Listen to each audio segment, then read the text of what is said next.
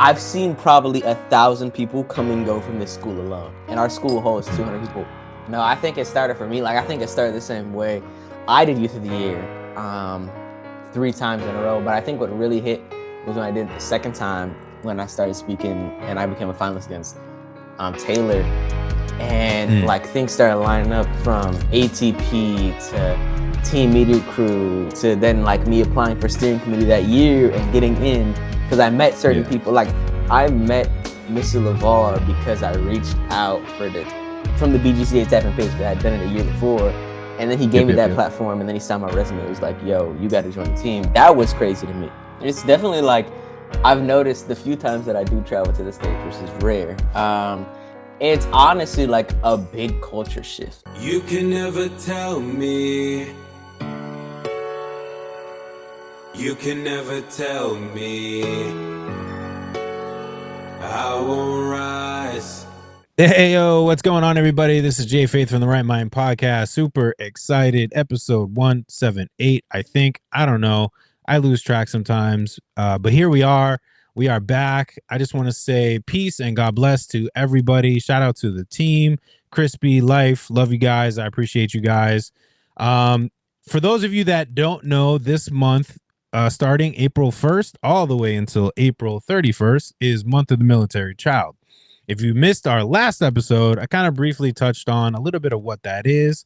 And so I thought it would be really cool to bring along a couple teens throughout this month to allow them to share their perspective on just being a military child, what those experiences are like, and just being able to share their story. So today I have a very special guest. He is coming all the way from Germany. It is 12:30-ish in the morning right now.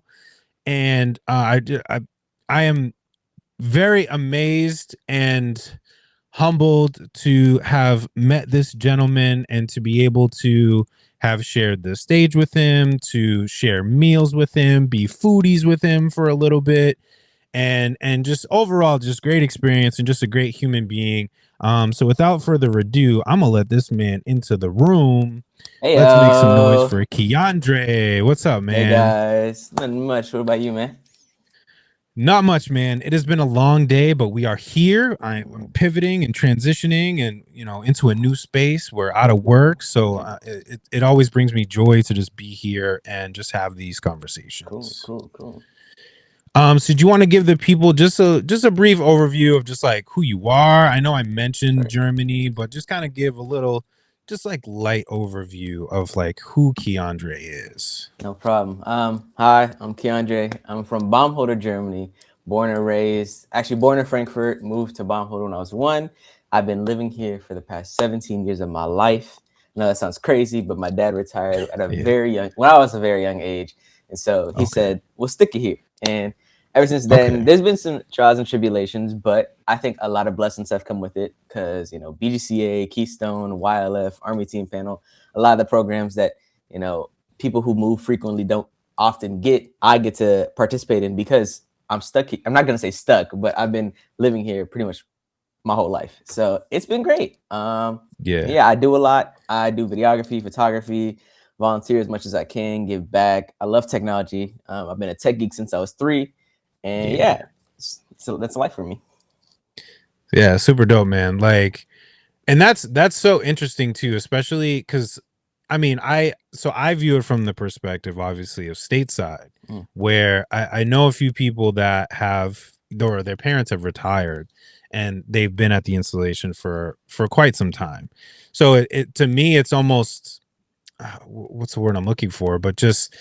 It's a different experience for me when I hear like you're in a completely different country. Like you're not even stateside and you're just like, nah, we're just gonna chill here. Like we're not even gonna come to the States. Like we're not like, we're part of, the US military, but like we're just gonna kick it here. Mm-hmm.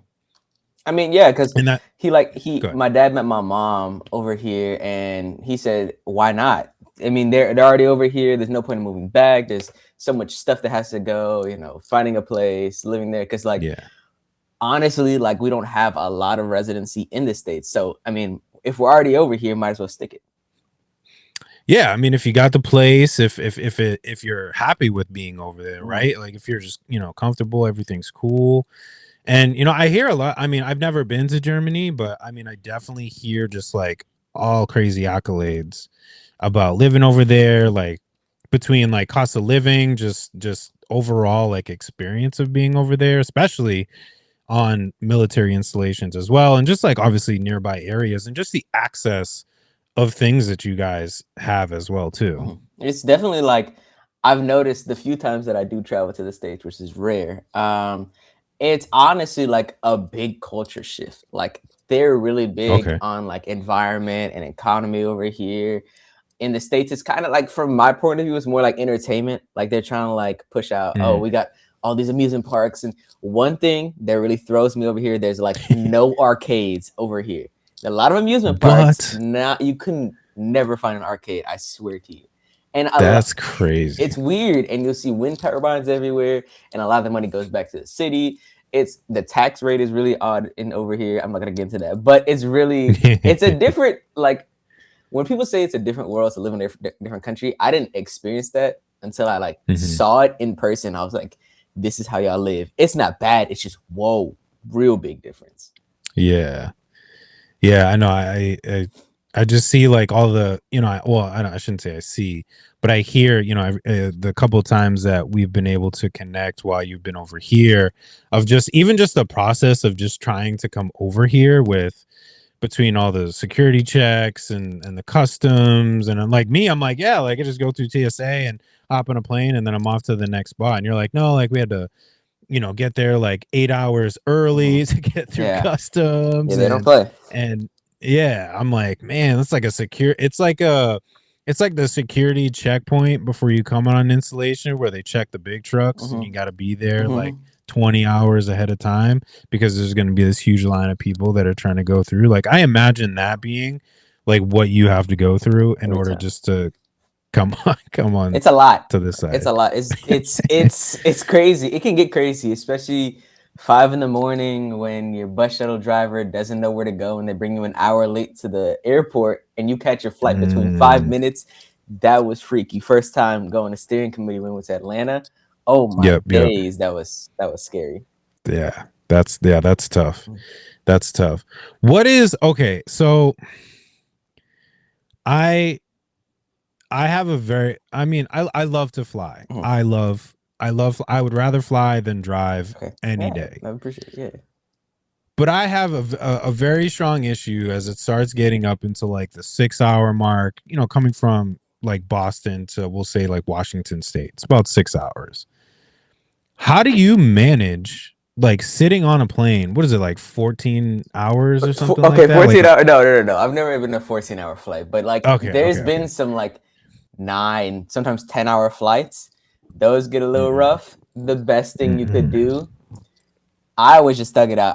I rarely ever get up or stand up or anything. I just sit there, throw on a couple movies, try to sleep.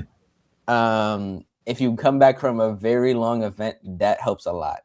That I remember coming back from Keystone, I slept for the whole flight. Didn't even wake up for lunch, breakfast, nothing. Dang. So that helps. But I mean, if you can't do that, just thug it out. Some people take, what's it called, magnesium to help with the, like a lot of it's back pain because you're sitting in one position for a while. Yeah. And airlines be skimpy with the seats. They're like this tight. And, folks left and right, especially in the middle lane, terrible. But, just sit there. So you don't, because like you see in movies and stuff where they're like, oh yeah, we got this like 14-hour flight, blah, blah, blah. And then like, they're all like lean back, like they got the couch and the feet up and everything like that. No, you like in like, just like standard economy. It's never standard reclining. economy. The reclining works, but it's like this much. And like the person reclining behind you, it never works out. Cause then you're squished and then the person behind you squished and then the person behind you squished. The best flight I think I've been on was to Washington, to JSTC. Was it United or was it might have been Delta? They had pretty big seats. That was a nice flight. That was comfortable. Nice. I know. I can't believe that's already been almost a year since we've been there. I mean, Keystone Conference was just, it feels like yesterday, but just both of those, I'm like, man, it's like I feel like we just did them, and then now it's like already full Round 2, circle yeah. of, yeah. We won't get to go to the one that's coming up, unfortunately. Oh, really? Because there's a conflict with the Northeast regionals for YOY. Okay. It's like dead in the center of it, because I think I won't explain the plans. But it's like dead in the center of that trip to DC. Okay. So Dang, I was like, is there a way we could like fly after whatever? But she was like, let me look into it. But I mean, they gave it to gave the opportunity to someone else, which I'm like, that's great. I think everybody deserves a chance to experience something like that. That was definitely eye-opening for me, for you guys, especially, to be able to speak at the Pentagon and just talk about issues that are really important to you guys. I brag about it to this day. Matter of fact, hold on, give me 1 second. You're good. Because I'm just talking as you're doing your thing, but I just marvel at it. Like it always like just kind of replays in my brain of like, man, like you guys spoke at the Pentagon. Wait, there it is. Found it. You got it. You got the coin. I bet you anything. It's gonna be the coin. Let me turn on my camera again. Let me see. I still, to this day, have the coin that proves it. I still keep it in my room. This was crazy. This is crazy. I've been coined before. This is one of the better ones. I know. I was like, yo, Victoria, like you mad lucky. Yo, like, this crazy. Was like, this is nice. It's a nice dense coin, and like to get it at the Pentagon, which still crazy to me. Like I get to brag about it to this day, that I get to brief people about like things that I saw that was a problem, and they started fixing it. I mean, that too. Yeah. That too, of not only like just having the opportunity to speak it, but also seeing them actually move on it. Because sometimes you get that like, yeah, like it's so great, these kids got to just share what they did, and then, but it's like, no, there's movement behind it too. It's crazy. That I mean, I'm loving it. I love that that happened. It's just wow, they chose me to do it. Cool. Well, what better guy? I mean, come on now. What better guy to represent the European region? Exactly, you got to represent, man. No, that was such an amazing experience. Like I still marvel at it to this day. Of just like, yo, like again, we went to the Pentagon. Like you guys went to the Pentagon. I say we, but it's like this is about you guys. But you know, like you went to the Pentagon. Like we did. I mean, we did a lot that week. Like I look back and I'm like, man, like. MLB game? Like I totally skipped my mind, but we went to an MLB game. Like hello? Yeah, all the things. I mean, we went to the museums, we did the MLB game, you had the Pentagon, you had we walked around DC for a little bit too, just like, you know, just nearby stuff, like just all the things. I'm like, man, crazy. I'm like, because I keep telling like kids in my program and stuff like that. I'm like, and I mean, Victoria voices about it all the time, and you know, we reflect on a lot of these things. It's like when you jump on an opportunity, like you don't know the domino effect that could come from that, right? Like her doing Keystone, to doing Youth of the Year, to doing, you know, to because she did Youth of the Year, being selected to do the Joint Services Team Council, to then going to DC, to getting a couple other things after that. Like I don't think people realize, like, stepping into these roles, like, yeah, it can be a little intimidating at first, of course, but like the payoff can be just not just in that week, in that moment, but like months, years down the road. Like, dude, jump on it when you can. Yeah. No, I think it started for me. Like, I think it started the same way. I did Youth of the Year 3 times in a row, but I think what really hit was when I did it the second time, when I started speaking and I became a finalist against Taylor, and like things started lining up from ATP to Team Media Crew to then like me applying for steering committee that year and getting in, because I met certain Yeah. people. Like I met Mr. LeVar because I reached out from the BGCA tapping page because I had done it a year before. And then he gave me that platform, and then he signed my resume. It was like, yo, you got to join the team. That was crazy to me. But that's what I mean. It's like you see something, or you just like step into it and just give it a shot. Like you don't know what could happen, but it's like if you do nothing happens. Yeah. So like why not take the shot? And it's like, look what happened. Like had an amazing time. We got to meet up twice last year between 3 times with steering committee and then the joint services. Like, you know, it's just like you get to connect with people. I saw people that I haven't seen in years. To, you know, just all the things, man. And it's just like, and that's what like I do for my job. Not to take away from what you're doing, but just like anytime people are like, hey, like you want to do that, or like how can I get involved in that, and then I do it, and then like all these things just start happening, and then they're like, hey, like we remember you, like let's do this, or let's have you come and do this. Like so many times that's happened, and it's like it doesn't just work for me, it works just as much for you guys as well. And you guys are clear evidence of that. Yeah, it's crazy. Yeah, for real. But are you guys trying to go to you guys are going to the conference this year? Of course. Right? I think Mr. Ryan already registered you guys.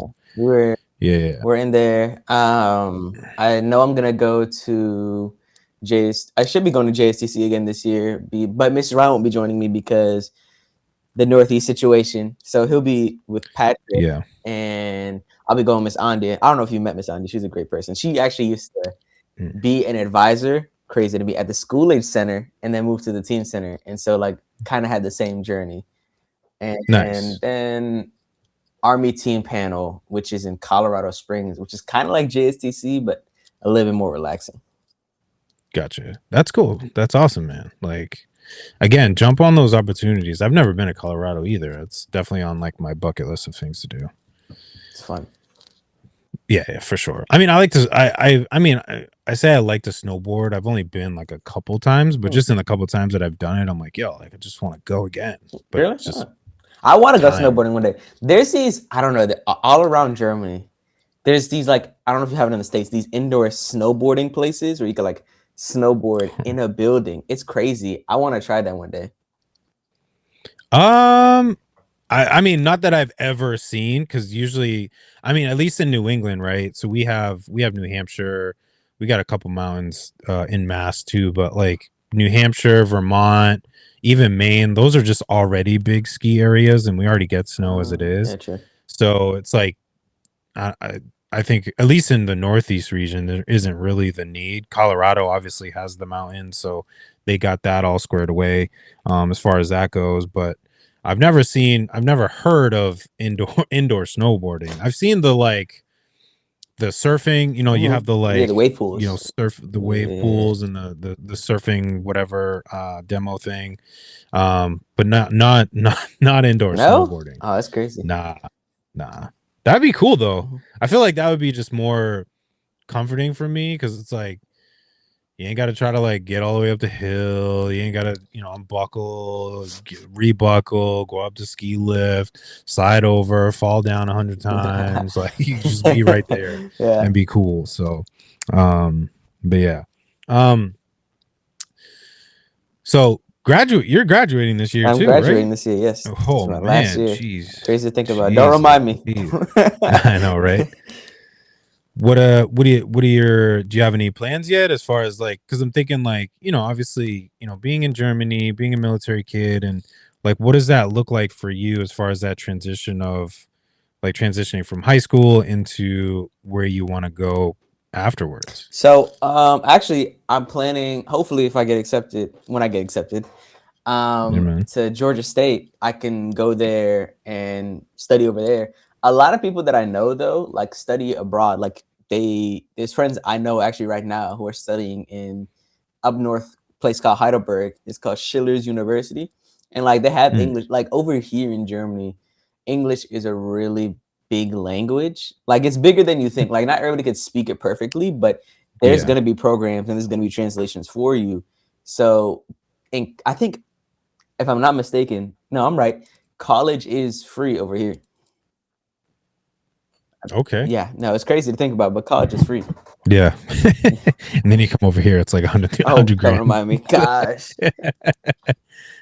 No, but it's if it's not free, it's like not as expensive in the States. Yeah. I know that.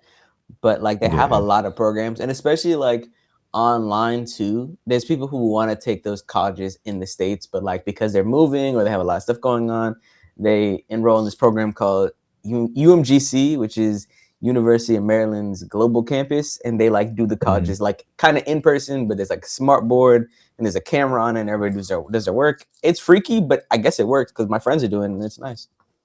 Yeah.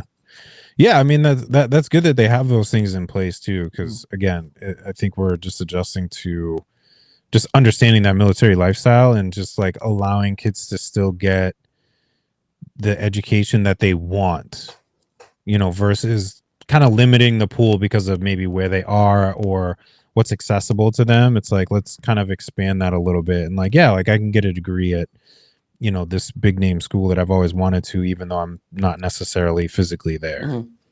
I will say the hardest thing though is there's a lot of small ones, but there's not a lot of like scholarship opportunities as big as the States to like pay for college and whatnot, which kind of sucks because because we're overseas, it's hard enough to like, get all the programs and stuff because we don't get all the same opportunities. I know when we had the shutdown, a lot of our sports programs got shut. Oh gosh, that was terrible. A lot of our sports programs got shut, and then they got put back up, and then it got closed again. And it was just like a whole bouncing between that stuff. And for us to have to rely on that for like possible scholarships and future like colleges and being bound to a school, it's crazy. And I think there should be more, but it's hard to do if you're in a host nation country. Yeah. And you're bound to a financial budget, right? Because it's like that was something that this was the first time that I had experienced such a lengthy one.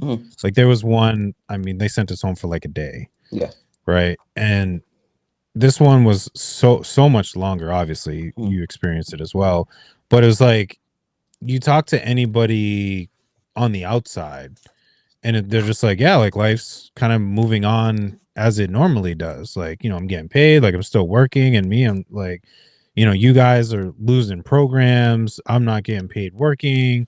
Like, it's just a different, I don't know, like atmosphere as people affiliated with the military and the government that has such like a drastic impact. Like my first fear was like just like military members and people that like rely on these paychecks and all these other things. Like how are they supposed to kind of just care for themselves, and survive? It's like some people, even in the military, not judging, it's like they live paycheck to paycheck, like, and then, to kind of not know where that's coming from. It's a little, so it's I just say that not to like complain about, get on a rant about like the government or shut down or anything, but just people to understand the different circumstances that come with being like a military kid, and somebody affiliated with, again, the government / military. It's like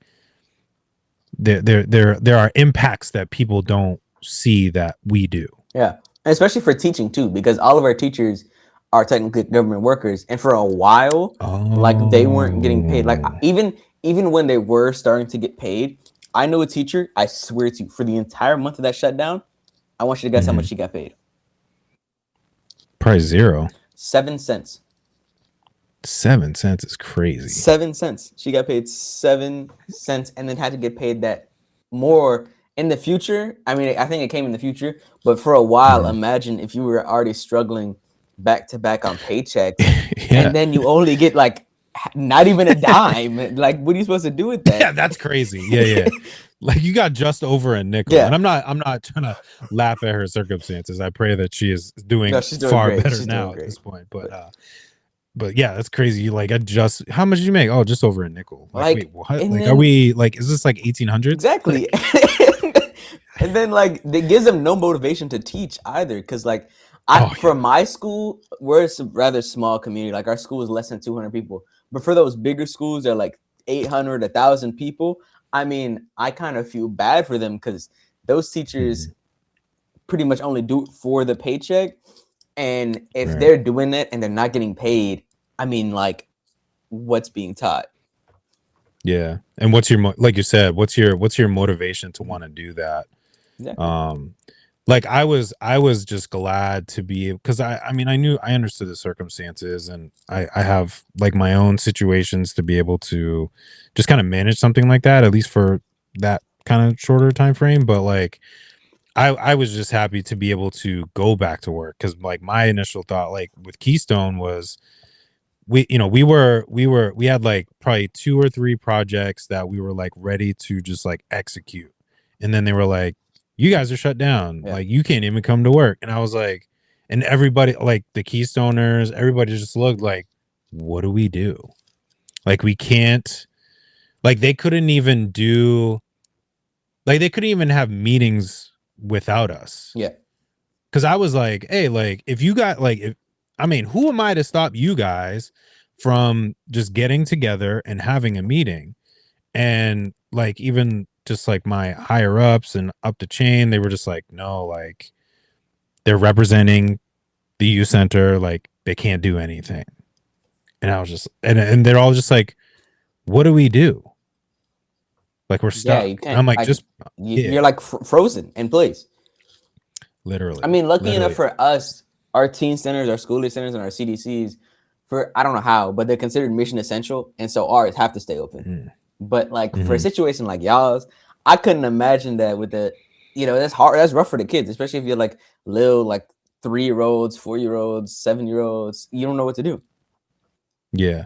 Well, the CDC and the SAC, they are, and this goes back to kind of the joint services, is so they're congressionally mandated to be open. So like they were open, but as far as our youth center, which we house 9 to 18-year-olds, like we just closed, because it's like you're not mandated, and that's what I mean, not necessarily in that circumstance, but that was what we were trying to advocate for when it came to the joint services, was that you have spouses, you have airmen, you have the CDC, and you have school age that are all congressionally mandated to have something in place for them. But then teens, again, obviously we were focusing more on teens. Teens lose a place and will just shut down. And it's like, these kids are about to go into, and I mean, my argument is like I say kids, but I use that very loosely. You guys are not kids. These kids are about to go into the real world, get jobs, go to college or the workforce, the military. It's like, and then you cut them off from valuable resources that they gain from these youth centers to kind of fend for themselves, the mentorship that you get. And it's like, what about me?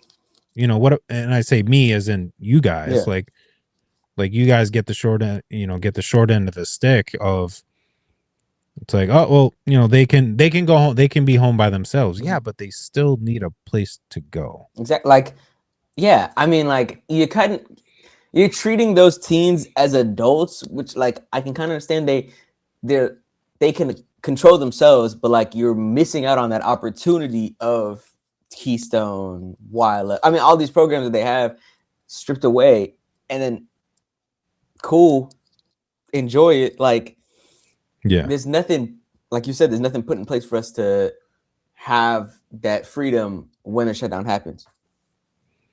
yeah, because then what do? You go home.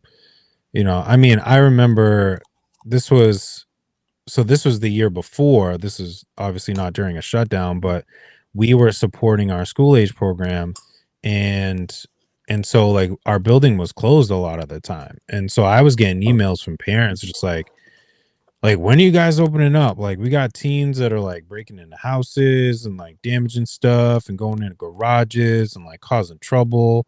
I'm like, first of all, you're preaching to the choir, because like I want my building open. I miss the teens, like I want to hang out, like just and it's like, you're preaching to the choir. This is something that I have been trying to figure out since I learned that it was a congressional mandate. This was a military teen ambassador. was it Dallas? I think it was. Maybe Dallas. Was it Dallas or Atlanta? No, it was Atlanta. Atlanta. It was Atlanta. I went to that one. Yeah. Yeah, that's where I first found out like the difference, and I was like, "Oh, okay, so that makes sense." Because I thought it was just like an internal thing, like installation thing, Mhm.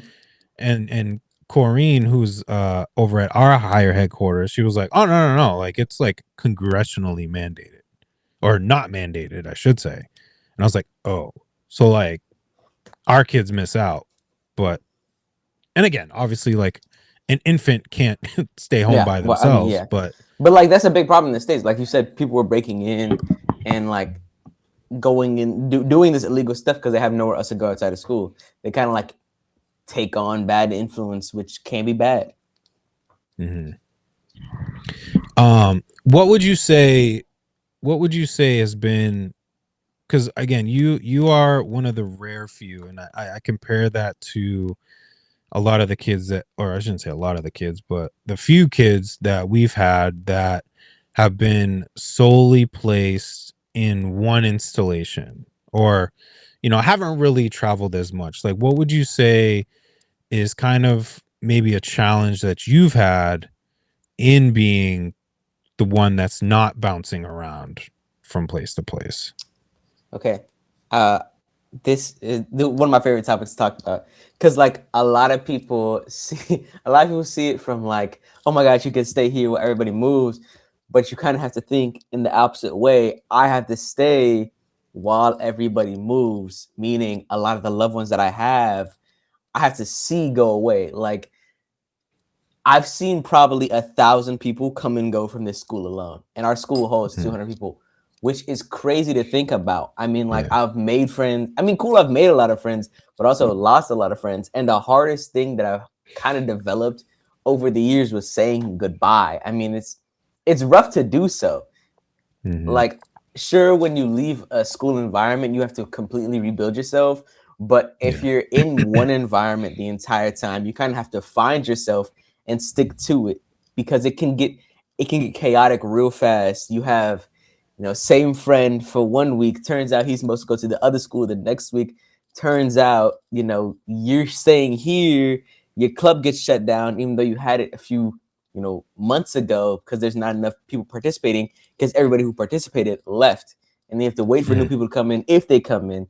And it's like been a cycle for the past, how long have I been in school? 12 years. The first time it hit me was in first grade.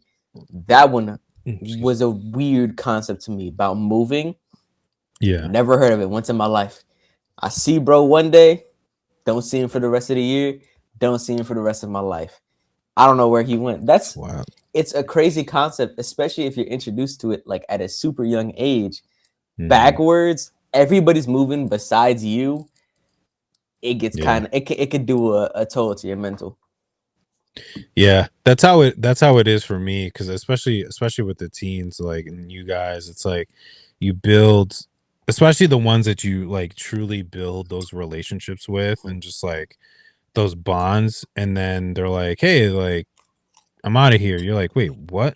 Like, I may never see you again. Like, this kind of sucks, because like, I don't know, it's just something different. I don't know, at least for me, and you're kind of saying the same thing, but it's just like, I don't know, it's just different. Like, I mean, I had one girl, she came in, I think it was her sophomore year. She stayed till she graduated, but it was still kind of that feeling of like she graduated, and then it was just like, man, like it's almost like a part of you like leaves when they go. I mean, truly is like Because that. you've just spent so much time with them, and like the investment, and again, I use that very loosely, but like investment of just like getting to know them, and then like you build the memories, you do the things, and then you're just like, man, like I think for me too, because of just like my family situation, and how my family is on, they're scattered all around the states, and so like the moments that I get to actually spend time with them, like I hold on to it, because I don't know the next time that I'm going to see them. So like whenever I have to say goodbye, it's like, oh man, like I'm gonna miss. I feel like there's gonna be so many things that I'm gonna miss, and it's like I don't want that. And like But words can only do so much. Like sure you can catch up, text, go on the phone, but like if you're not there in person, you don't know what your experience like you don't catch that same experience as them, or you don't know the perspective they're telling it from. And yeah. also the person one thing, biggest thing ever.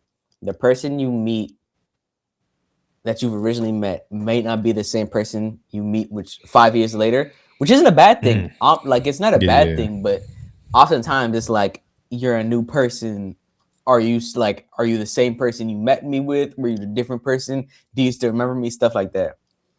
And then just people grow. I mean, you don't know. You also don't know, and not to completely lean on a negative side, but it's like, well, not even negative, but like you don't know the experiences that they go through within that time and how that maybe shapes them into the person that they are. Where, maybe I don't know, but you just don't know what they may end up going through. That, like you said, like they could come out 5 years later just a completely different person, and then and then too, I mean, I can't imagine being like, hey, like, do you remember me? Like, do you remember what I look like? Do you remember that we used to be friends? I had an interview actually. 5 years ago. Fun fact: last year during summer, we had a 4th of July event at the Teen Center, and we had at the bases what we call the Hall of Champions, which is like the gym, the track, the field, whatever. And I was in line for this place called Champions. It's like fried chicken and whatnot, right? Inside the bowling alley. I'm in line. I was talking to my friends. I cut out of line. I get back in line. This lady's behind me. I said, "Oh, you can go in front of me, right?" I swear to you, she turns around and is like, "Do you remember me?" I don't know who this person is. I swear to you, we went to school together from 4th to 5th grade. I had no recollection of her until I went in my yearbook and opened it up because I had to see it. Because there was a completely different person. I don't remember you at all. We started having a conversation. I was like, oh, I'm slowly starting to remember you. It was completely wild to me. Dang. That was the wildest thing that's happened. Yeah. That's tough. Yeah. I get what you're saying. That's tough. I know I don't think he recognized it. I was walking on base, and this was a kid that I went to high school with. We did track together, and I just happened to be getting out of my truck. I was going to get lunch, and I just watched him walk by, and like I recognized who he was, but it's like you never. I think what it is too is like you're never. I don't want to say never, but like in those moments, you're not necessarily like tuned in to expecting those people there. Yeah. So then they pop up, and you're like, wait, is that? I don't know. No, maybe not. It can't be. No, it has. I don't know. It kind of looks like, but then you don't want to be like the guy like, hey, and then they're like, it's completely not the person that you thought it was, or they don't remember you, and then you're just like, well, this is kind of awkward, and then, but it's just, I don't know. It was definitely interesting, but it's just like, I mean, I also haven't seen you in what I graduate 20. Oh, good grief, 2006. Oh, you know what I mean? Like I haven't seen you relatively in, oh my God, 20 years. Yeah. Wow. Jeez Louise. But like he looks the same. Like probably if I took my hat off, he'd be like, oh man, like, but it's like, we were cool in high school, but just time and Stuff people happens. And obviously life, and aging, life as well. It's like, it's just, because like I was on a weird thing the other day. I was like thinking about, I forget. Oh, because I was in my church group chat, and we ended up sending, I forget why. Oh, because our pastor has like short hair. Like, well, I'm bald, but my pastor is short, kept his hair short, and we were like, oh man, like it'd be crazy to like see you with like actual hair. So somebody dropped a picture of him with actual hair, and I was like, I can't unsee this now. This is weird. So then everybody started like dropping in like old pictures of themselves, and so like I brought up like my middle school photos, and I was just like I wonder like what these people are doing now, and like where they're at, like what do they look like are they even still here? And just like thinking about like those people. Like I think about people that I used to go to summer camp with at the youth center. And I'm like, yo, like we spent like the best summers. Like, what are y'all doing? Exactly. Like, to this day, like it's just fascinating. Like some people that I thought would do one thing end up changing their whole like direction. someone I never thought would be into drama or acting turned out to be like an award-winning actor from my school who went to like go to school in Virginia, and he's won like multiple awards for his acting. I thought he was going to be like an athlete or, you know, musician or whatnot. No, he does acting. Crazy to me. Yeah. You just never know how people are going to turn out. But it's, I don't know. It's just like, it's not that, you know, it's not that I'm expecting like this big old reunion and then we're all just going to start hanging out. But it's just like, I don't know. It's just like the curiosity. Not that it like is going to change my life or just, I don't know. Again, you have these moments in your life that you have had experiences with these people. And I don't know, for me, it's like not hard to let go, but just like, where are you now? Kind of deal. And just like, kind of just seeing like, yeah, I just want to like see where you're at, like see if you're good, like see, you know, see how you turned out, not to, you know, be holier than thou or, you know, laugh at where you're at or whatever, but just, you know, literally just want to know. Yeah. But, what was I going to say? What would you say? What would you tell, you know, maybe, I don't know, how would I phrase this? I don't know if I want to say like a kid new to the military lifestyle or what have you, but what would your advice be to just like military kids, whether they're kids like you that deal with the constant transitions of others leaving, or just like in general, like military life? Because obviously like you haven't really done the moving around piece, so I want to be like, yeah, speak on moving all the time, like that doesn't make any sense. But just like being, you know, like what advice would you give to, you know, maybe a teen that, you know, maybe struggling with just the military life? What would you kind of share with them?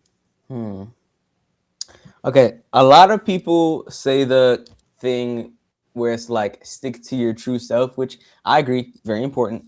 But one thing I concur with is stick to something you love, right? For me, it's technology, right? Technology has never left my system ever since my parents got me a 3DS at Europa Park, and they surprised me with it, and they took it away from me the same night because they thought I would be addicted to video games. Ended up being addicted to technology, and I've loved technology ever since. And even though I've seen like thousands of people go away, I've always been known for the dude that loves tech. And it's because I truly have a passion for this stuff, right? Yeah. How many people have moved in my life? They can never take away the technology that I have, right? For me, it's technology. For others, it might be sports. For others, it might be public speaking. For others, it might be art. I mean, everybody has something that they can always come back to and say that they love and they really love working with. And so even no matter where you go, whether that be Guam, Philippines, Korea, Japan, you know, Stuttgart, Baumholder, Ramstein, the States, Colorado, Alaska, there's always going to be resources for you to be the best you that you can. You just have to find them and like give them the most love that you can, so you can build yourself up and see what you want to do in the future. Yeah. Because military life for most people doesn't last forever. So yeah, that's true. Yeah, not every military kid who's, well, yeah, obviously implied. Not every military kid joins the military. They, you know, maybe just aspire to do something else, but, you know, again, using this loosely, like took advantage of the military lifestyle that their parents had, and, you know, whether that was the travel, whether that's the you know, to be able to go to school, you know, those kind of things. But, you know, not every military kid is like, yeah, like, you know, sign me up. It's I want to go off to art school, or I want to go to, you know, be an engineer. I don't know, but, you know, but it could have fed off of their parent working on planes or something, and then they're like, yeah, I want to be an engineer, just not for the military. Well, okay, it's fine. A lot of people that I know, like, don't, like, there's a few people who join the military, but there's not a lot of people that I know don't end up joining the military because they find out they're good at something and they want to do something else with their life. I mean, the military isn't a bad option. It's just, yeah, for sure, it's an opportunity, sure, but like if they have something else and they want to pursue that in a a stronger passion or a different passion, then there's things out there for you. Mm-hmm. Yeah, because I mean, you could take it two ways too. It's like, again, not to go negative, but you know, they have seen the military life through their parents' eyes, and maybe they're like, that's not kind of the life that I want to live, or it is the life that they want to live, or the life that they want maybe for their family, whatever. So it's like, you know, you kind of base your kind of options on that as well too, of just like, is this the life that I want? If it is, then dive deep into it. But if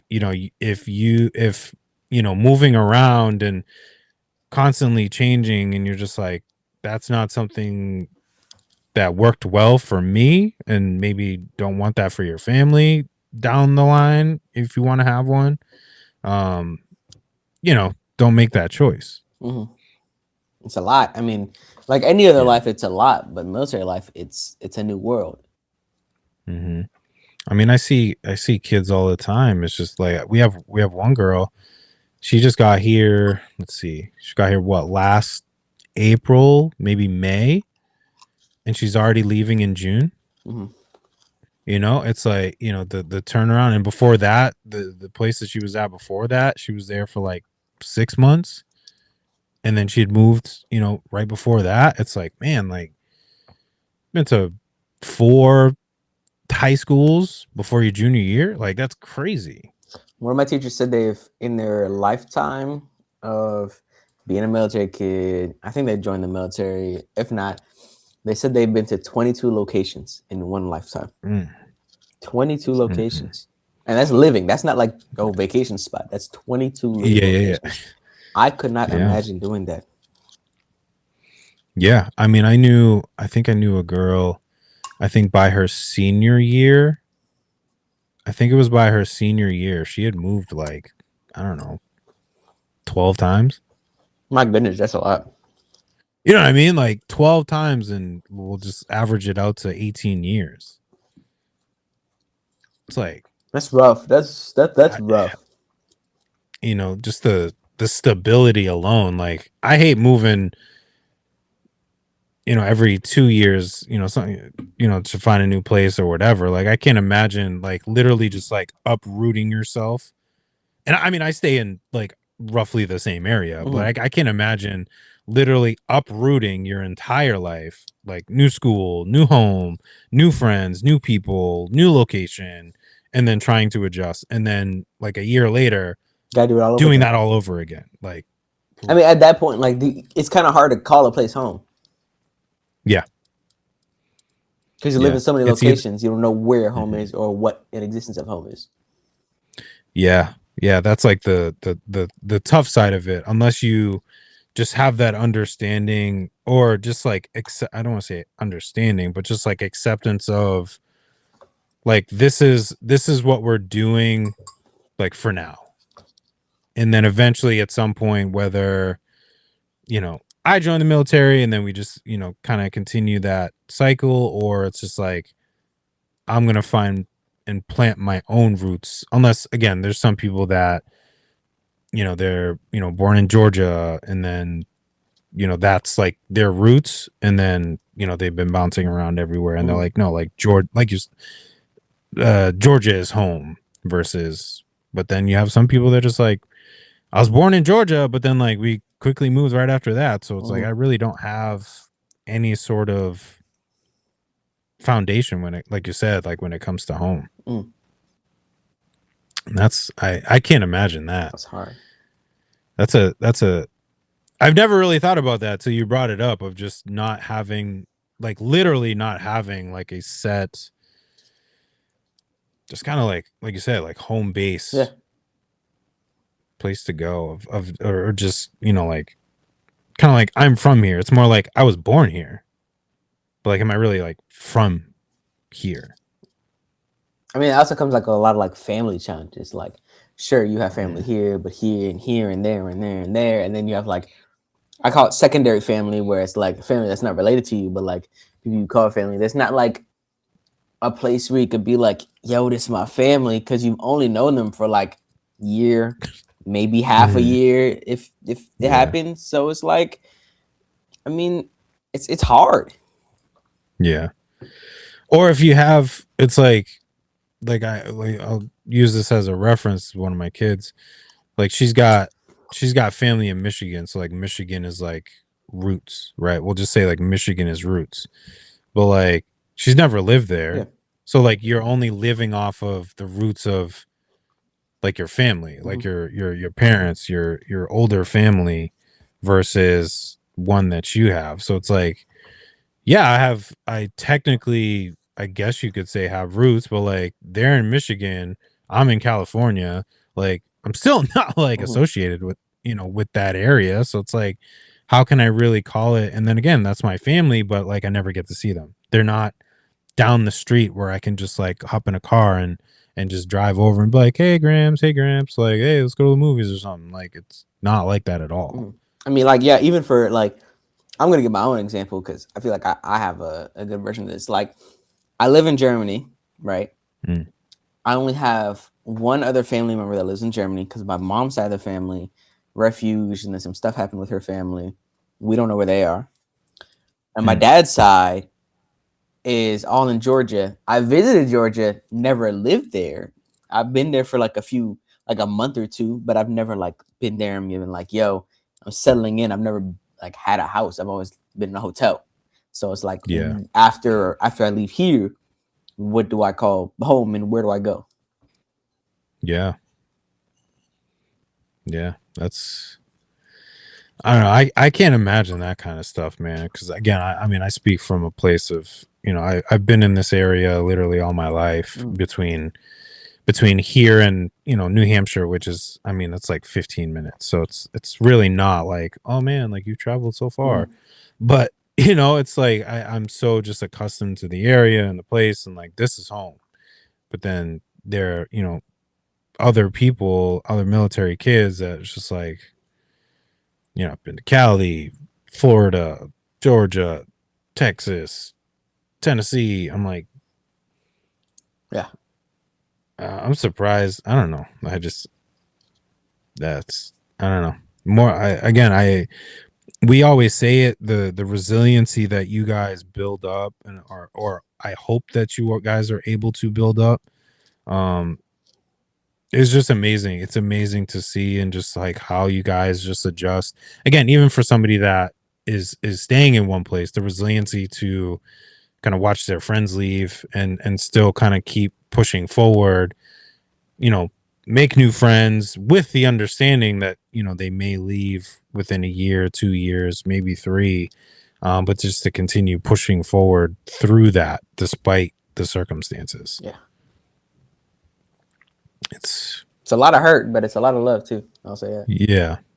And that's one thing that I just part of my job, and not saying that it's like a part of my job, is just I've found it to be just more a part of who I am is for lack of better words, enjoying being a part of that and just being some sort of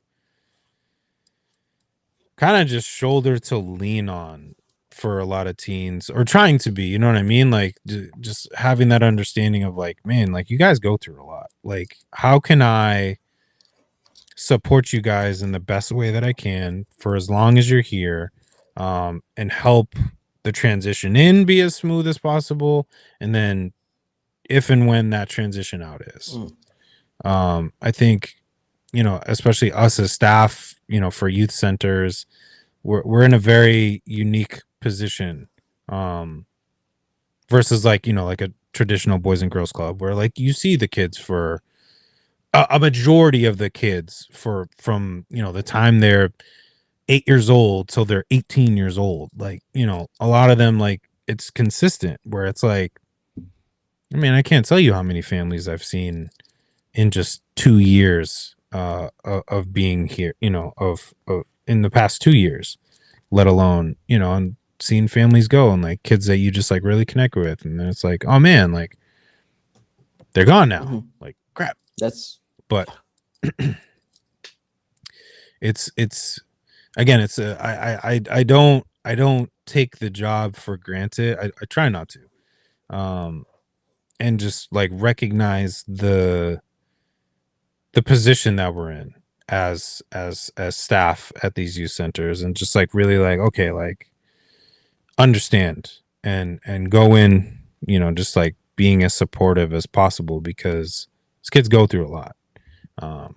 You just gotta, they need as much people around them as they can. Yeah, I mean, I'll say, like, to be frank, I wouldn't be where I'm at without my youth center, right? Like, it's done a very big impact on me, from the school age center to the teen center.